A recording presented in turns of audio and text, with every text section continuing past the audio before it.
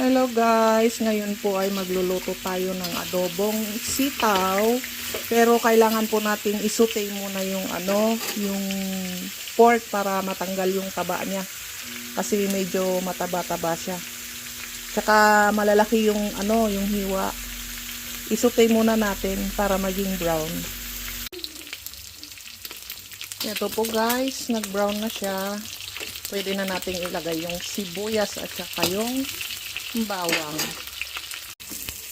Ayan po, nailagay na natin yung bawang at saka yung sibuyas. Antayin na lang po natin mag-brown din bago natin ilagay yung beans.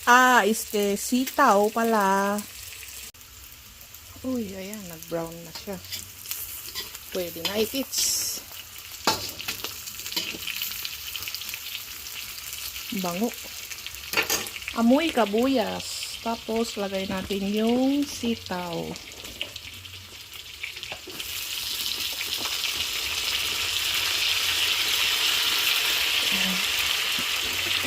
Saka natin timplahin kung malambot na yung sitaw mamaya.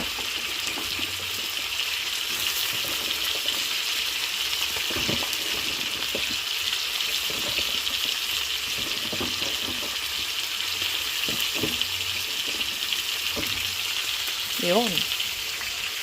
Tapos, ngayon po, haluin natin. Imekos-mekos.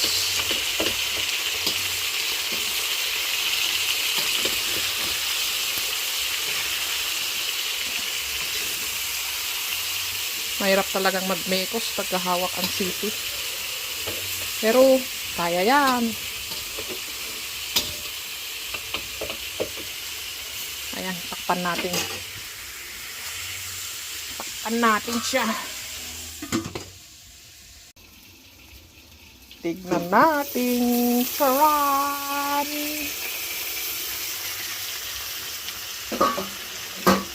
Wow. Lami. Halo natin. Mekos-mekos natin. Mamaya, pwede na ito mamaya. Konting mekos na lang.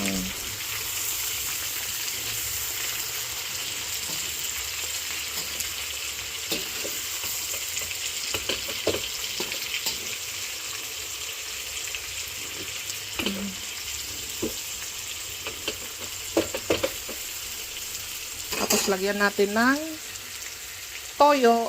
Sinong may toyo?